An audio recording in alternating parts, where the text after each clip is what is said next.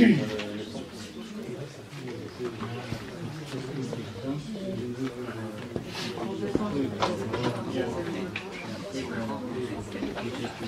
bien, bonsoir à tous. Merci d'avoir bravé les intempéries. Le vent, la pluie, le froid, tout ça. Et donc de venir partager ce moment avec nous. On va parler de dynamique de groupe, de puissance de l'amour.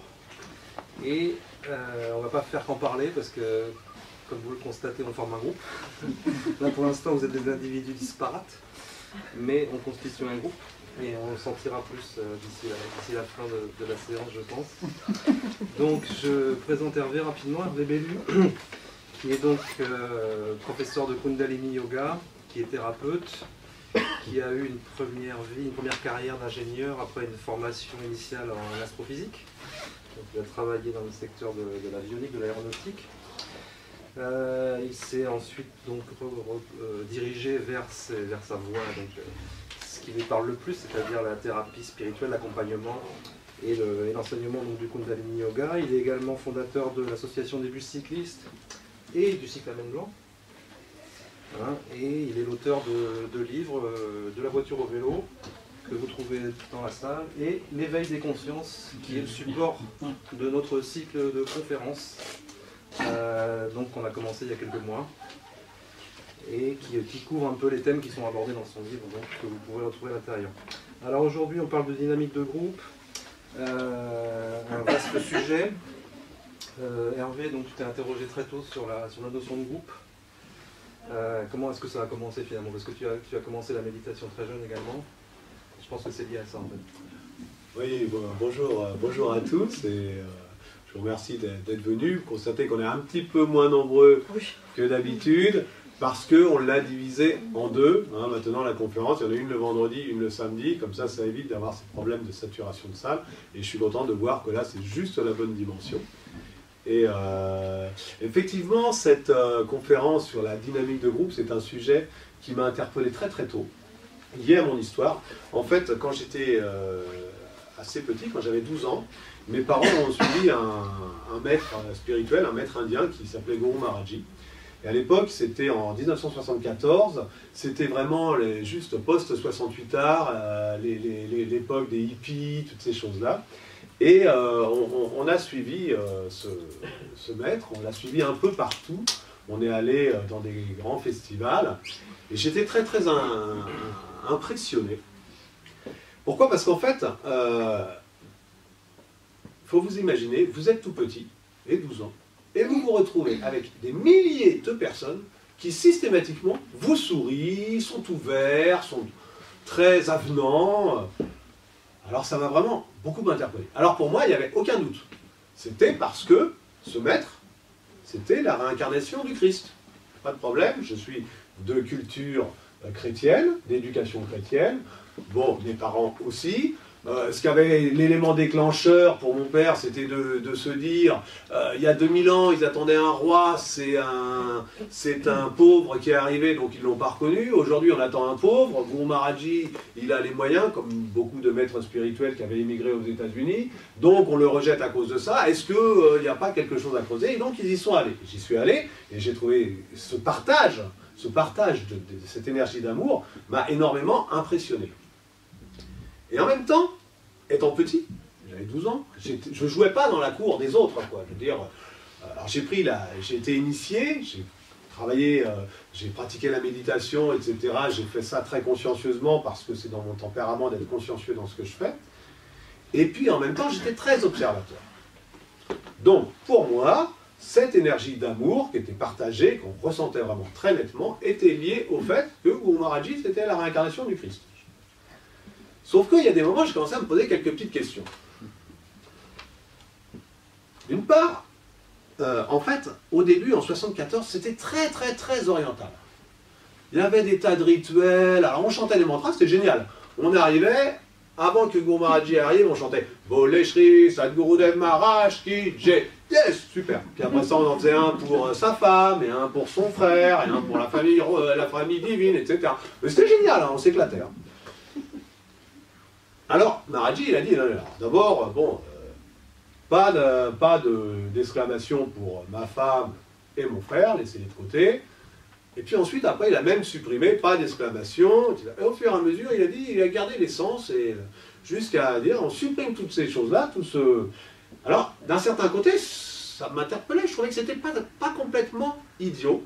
Parce que quand même, à un moment, j'avais remarqué qu'avant qu'il arrive, il y avait quelqu'un qui chauffait la salle, alors 5000 personnes, avec des chansons et tout, il nous faisait chanter. Alors, vous savez comment on fait. Allez, vous êtes là? Oui. Vous êtes là? Voilà, vous les faites crier plus fort et tout. Bah, c'est très facile, c'est des recettes super faciles, quoi. Bon, ça n'a rien à voir avec la divinité, avec toutes ces choses-là, qui pour moi étaient la source de cet amour partagé qu'on avait. Et ensuite, il a vraiment tout supprimé. Et même, on avait une consigne très très claire, qui était à un moment, ça je me rappelle, c'était à Rome. Maharaji il avait dit, ce que je demande, c'est que les gens soient dans la salle et qu'ils écoutent satsang. Satsang, c'était des personnes qui venaient témoigner de leur expérience de la méditation, etc. Bon, les satsang, c'est connu aussi, parce que c'est pas mal repris, notamment avec les chants et tout ça. C'est comme ça qu'on... Voilà. C'était ce qu'ils demandaient. Alors moi, très obéissant, je faisais ça. Puis à un moment, j'entends du bruit dans le couloir, je monte. Qu'est-ce que je vois? Des centaines de personnes qui se tenaient par la main et qui chantaient « Bole Shri Sadgurudev Maharaj Ki Jai » puis qui faisaient la fête et tout. Et puis, une énergie d'amour très forte. Alors moi, je dis « Attends, il y a un problème, quoi. Cette énergie d'amour, je croyais qu'elle venait de Maharaji, puis en même temps, ils n'écoutent pas, ils font le contraire de ce qu'ils disaient. » Donc là, déjà, j'ai commencé à me... dire, là, il y a un décalage, quoi. Tout ça vient. Et puis, à l'époque, on se remettre dans le contexte, en 1974, il y avait vraiment beaucoup d'intolérance. Moi, je me rappelle avoir eu ma petite sœur, on était végétariens à l'époque, ma petite sœur avait la directrice de l'école derrière elle à la cantine pour vérifier qu'elle mangeait de la viande. On veut dire, le niveau de tolérance, aujourd'hui, on ne l'imagine pas, mais c'était à ce niveau-là, à l'époque. Donc, évidemment, les sectes, poum, tiraient dessus énormément. Donc, il y avait beaucoup de revues sur les sectes et tout ça. Et une fois, je suis tombé sur une revue qui faisait la liste de beaucoup de sectes. Et il y en a une qui m'a interpellé. C'était la secte du citron. Et là, je me suis dit, ben oui, bien sûr. En fait, il suffit que je dise, voilà, je prends ce truc-là, c'est Dieu. Et si tout le monde, on adhère au fait que ce truc-là, c'est Dieu, on va finalement partager. Et c'est ce qu'ils avaient fait avec le citron, quoi. Tout le monde adorait le citron, et finalement, ça crée cette énergie de partage. Alors, on verra après, dans la suite, d'où ça vient, parce que finalement, on arrive à comprendre d'où ça vient. Mais au début, j'étais très très interpellé par ces choses-là. Et je me suis dit, ben, finalement, l'homme a une propension naturelle à partager au niveau du cœur, à partager au niveau de l'amour. C'est un bon exemple, parce que Apple, c'est une secte, non? Tu veux démarrer avec un petit exercice? Oui. C'est ça? Alors, on a dit qu'on allait s'intéresser à la dynamique du groupe et à la puissance de l'amour. Mon objectif, avouez, c'est que vous sortiez d'ici différents de comme vous y êtes entrés. Alors, j'ai vu souvent, lorsque je fais des ateliers, je fais ici des ateliers, ça dure 4 heures, enfin, ça durait 4 heures, maintenant ça dure un peu plus, et en fait, en quelques heures, les gens, ils arrivent, ils ne se connaissent pas, puis quand ils ressortent, on a l'impression d'avoir tellement partagé ensemble qu'on a vraiment... qu'on se sent différent. Et je voudrais qu'il se passe quelque chose d'un peu pareil ici. Alors, pour ce faire, il faut rentrer dans l'action. Donc je vais vous proposer, pour l'instant, de vous mettre debout.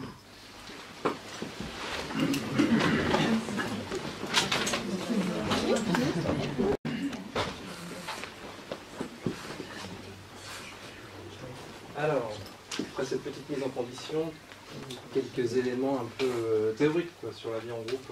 Comment est-ce que les humains se sont grégarisés, c'est ça qu'on dit? Pourquoi est-ce que le groupe est important dans l'espèce humaine? Je parlerai plus d'éléments de réflexion que d'éléments théoriques. Des éléments de réflexion. Ça remonte quand même à la préhistoire, tout ça. Oui, donc vas-y, je t'en prie. Ah d'accord. L'importance de la vie en groupe chez l'humain. Il faut quand même reconnaître une chose, c'est qu'il y a une différence entre les lézards et les hommes. Vous avez remarqué, c'est que les hommes, ils vivent en groupe. savez qu'au niveau cérébral, on a le cerveau reptilien, le cerveau limbique, et par-dessus le cortex préfrontal. Le cerveau reptilien, il existe aussi chez les reptiles, et le cerveau limbique, il existe aussi chez les mammifères. Or, il se trouve que dans les mammifères, ça gère la grégarité, c'est-à-dire que ça gère les relations hiérarchiques, etc., etc. L'homme, si on regarde bien, il ne doit sa survie que par le fait qu'il s'est mis en groupe.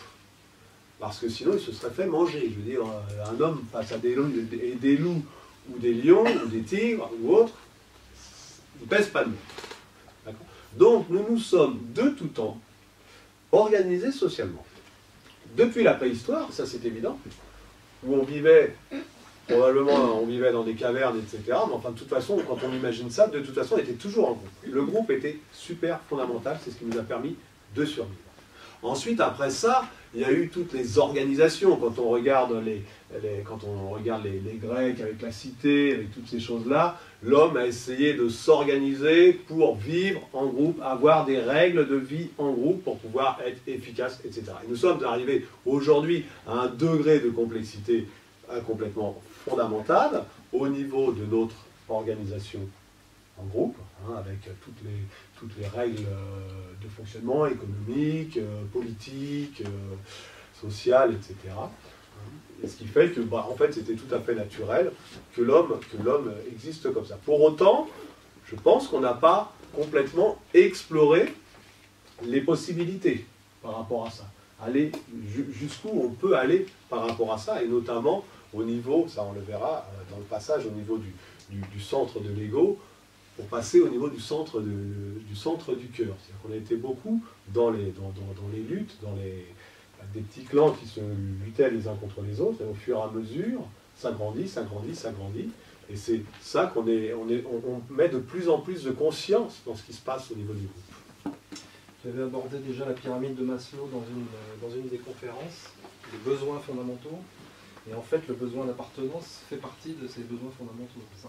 Oui, absolument. Maslow qui a expliqué qui a expliqué les besoins fondamentaux des hommes. D'abord, il y a effectivement les besoins primaires, la subsistance, le maintien de sa température, la soif, la faim, toutes ces choses-là. Mais très rapidement, il y a le besoin de sécurité et le besoin d'appartenance. Bien avant même des autres besoins qui vont jusqu'à la réalisation de soi. Au niveau, si on parle des échelles de besoins, si on prend la philosophie orientale avec les chakras, le premier chakra qui se situe au niveau de l'amour, premier chakra qui se situe au niveau de l'anus,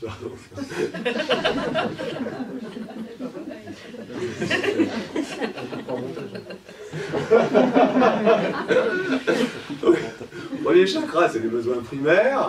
Deuxième chakra, c'est la sexualité. Alors, besoin primaire, c'est je me maintiens en vie, c'est fondamental. Ensuite, deuxième chakra, je suis en vie, il faut que je me reproduise. Fondamental. Regardez, même les mâles des mantes religieuses sont prêts à tout pour se reproduire. On va se faire manger. Les fleurs sont belles pour attirer les abeilles, pour se polliniser, etc. Ensuite, troisième chakra, le centre de l'ego. Moi mieux qu'un autre. Mais après, c'est le triangle. Ça, c'est le triangle inférieur. Après, c'est le triangle supérieur qui relie, lui, au divin, qui relie à des énergies plus subtiles. Et ça passe par le chakra du cœur. Et le chakra du cœur, c'est le partage. Donc ça arrive assez rapidement quand même. Donc on oppose des comportements individuels à des comportements collectifs, des scènes d'hystérie collective par exemple. Pourquoi est-ce que tu voulais évoquer ça ? Après ça, effectivement, lorsqu'on s'intéresse au fonctionnement du groupe, moi j'avais été interpellé, notamment quand on avait préparé la conférence sur l'exploration de l'inconscient, quand on avait parlé de Mesmer, de voir que Mesmer, lui, faisait des séances collectives du magnétisme animal, et dans ces séances collectives, il se passait des phénomènes qu'on connaît très bien aujourd'hui dans les groupes, etc., c'est-à-dire qu'il y avait des scènes d'hystérie collective, ou de trans, mais ça faisait l'effet domino. Et ça, cette propension à faire l'effet domino, c'est quelque chose qui est inhérent à l'homme et qu'on peut cultiver ensuite si on le canalise. Une espèce de contagion des états émotionnels, quoi. Il y a un peu une espèce de contagion des états émotionnels. D'ailleurs, dans les groupes, ce qui est important, quand on parle de partage dans un groupe, ce qui est important, c'est le lien. On le sait. Regardez une équipe de football, regardez un fan club d'un groupe de rock, ou des chasseurs, ou des comités de quartier ou autres. On a besoin d'avoir un lien, un élément qui rejoint les autres. Et cet élément, parfois, il est très surprenant. J'avais un ami qui m'avait raconté une anecdote très intéressante. Il s'était réuni en comité de quartier pour défendre le quartier face à un projet de décharge juste à côté. Et ils s'étaient réunis régulièrement, et pendant à peu près 2 ans, ils s'étaient réunis pour lutter, faire une action collective de lutte contre cette décharge. Et ils avaient obtenu gain de cause. Et à la fin, une fois que tout avait été fini, ils se sont dit, bah, on va faire un repas tous ensemble pour essayer de se connaître. Et cette fois-ci, une consigne, on ne parle pas de la décharge. Puisque ça fait 2 ans qu'on parle que de la décharge, cette fois-ci, la consigne, on ne parle pas de la décharge. Et ça a été un fiasco total. Les gens n'ont pas réussi du tout à briser la glace. Et ils n'avaient plus rien à se dire. Parce qu'en fait, il n'y avait pas ce lien. Donc ce qui est intéressant, c'est de comprendre que nous avons cette faculté, nous avons cette propension à créer du lien les uns avec les autres. Mais, allons-nous le faire? Comment allons-nous le faire? Oui, je voulais ajouter un point qui me semble important, c'est qu'on a tendance à opposer le collectif et l'individuel. Ça, c'est un peu notre pensée binaire, en fait, qui nous pousse à distinguer les deux. En politique, ça donne donc le côté très très individuel, individualiste, c'est l'ultralibéralisme, disons. Et l'opposé, ça serait la politique hyper collectiviste des sociétés communistes, par exemple. Alors qu'il me semble quand même que l'individu et le collectif sont 2 entités qui profitent l'une de l'autre. C'est-à-dire que si un groupe fournit à l'individu les conditions de son épanouissement, le groupe en profite en retour. C'est-à-dire que l'individu va être plus créatif, va être plus productif, va être plus épanoui, tout ce que vous voulez, donc ça profite au groupe. Donc le groupe a intérêt à avoir des individus qui sont épanouis, qui sont individualisés, alors qu'on va voir qu'on peut jouer sur les mots là-dessus. Et l'individu a intérêt à avoir un groupe fort qui le soutient et justement qui le pousse à s'épanouir. Donc je pense qu'il faut qu'on arrive à dépasser cette opposition entre individuel et collectif. Il faut absolument rentrer dans un processus qui est un cercle vertueux, en fait, qui est vraiment un processus gagnant-gagnant, où l'individu profite du groupe et le groupe profite de l'individu. Et ça peut se jouer à l'échelle collective, quoi, que ça peut se jouer à l'échelle humaine complètement. Et donc je voulais distinguer aussi la notion d'individualisation et la notion d'individuation qui a été proposée par Jung. Et Jung, c'est une référence qui est importante pour Hervé et moi, donc on en parle à chaque fois. Et c'est vrai que Jung distinguait donc un processus d'individualisation qui vient en fait du fait qu'on nourrit son ego. Et nourrir l'ego, c'est l'erreur, justement, c'est ce qu'il ne faut pas faire. Renforcer le moi, renforcer l'ego, ça conduit à l'individualisation, donc ça produit des individus individualistes. Alors que l'individuation, c'est le développement du soi, donc au sens de Jung, c'est-à-dire le développement de l'âme, et de ce qui constitue aussi notre lien avec la spiritualité. Donc individualisation, il y a une subtile nuance, mais je pense qu'elle est très très importante. Voilà, donc Jung encourageait à l'individuation, ce qui est un concept donc à creuser si c'est nouveau pour vous.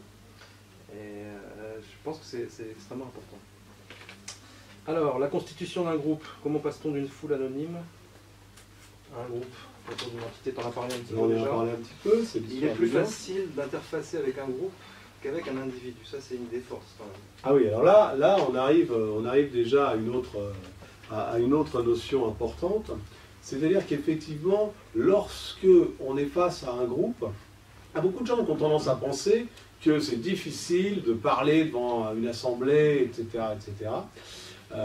Et en fait, pas forcément. C'est-à-dire que une assemblée peut devenir une foule. Et une foule, c'est une entité. Je veux dire, regardez tous ces chanteurs qui adorent leur public, hein, ils aiment leur public, etc., et ils ont passé toute leur vie, il y en a beaucoup qui se sont plaints comme quoi ils étaient seuls, etc., parce que finalement, il y a une grosse distance. Et l'idée, c'est lorsque, là, tu viens de parler d'individualisation ou d'individuation, il y a souvent dans le lien, il y a le risque d'aller s'identifier à son groupe. C'est-à-dire, je suis un supporter du Stade Toulousain, ou je suis un chasseur, ou je suis un numismate, ou je suis un passionné d'astrophysique, ou n'importe quoi. Et finalement, je m'identifie par rapport à des références extérieures, dont le groupe peut constituer finalement cette référence qui est extérieure et non pas intérieure. Donc ce qui est intéressant, lorsqu'on va essayer d'avancer sur le chemin, c'est d'une part, effectivement, de voir comment on peut aller développer l'amour dans le groupe, et d'autre part, comment ça va inviter finalement à devenir soi-même. Donc l'amour, quid de l'amour dans ces groupes, justement. Alors voilà, le truc c'est ça, c'est-à-dire qu'effectivement, voilà, le grand mot est lâché, effectivement. Quand vous êtes sur le bord du Stade Toulousain en plein match, il y a une ferveur, il y a un partage qui est très fort. Et pour autant, ils sont pas forcément, ça n'a pas forcément amené toujours du vrai partage, du vrai amour, de la vraie compassion, etc. Et là, ça nous amène à ce qui nous intéresse ici, en tout cas ce que je propose d'étudier ici, qui est tout ce qui est la dynamique de groupe, mais vraiment dans le but de développer, du développement personnel. Et pour cela, si on est dans le groupe, c'est pour apprendre à interfacer avec l'autre, et pour pouvoir, grâce au miroir que va me renvoyer l'autre, pour pouvoir arriver à être qui je suis, à devenir qui je suis. Et là, ça devient très intéressant parce que la grosse différence lorsque vous allez dans un groupe je ne sais pas comment les appeler, parce que ça peut être, c'est des stages en général, on peut dire que c'est de la thérapie de groupe, mais bon, le terme thérapie est à prendre un peu avec des guillemets, parce que thérapie, on a tendance à penser que ça s'adresse à des malades, alors que c'est plus du développement, à la recherche du partage avec l'autre.